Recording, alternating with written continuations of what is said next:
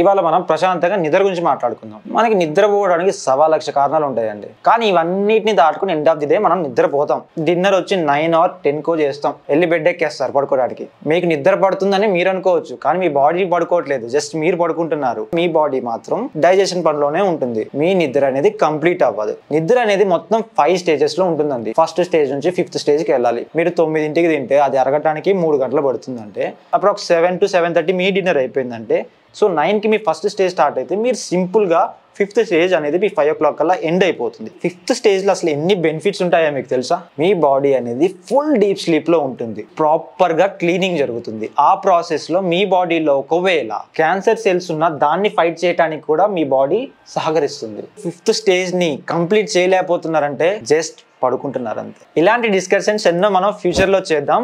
మా యూట్యూబ్ ఛానల్ని సబ్స్క్రైబ్ చేసుకోండి, ప్రైమ్ పాప్కార్న్ మీడియా.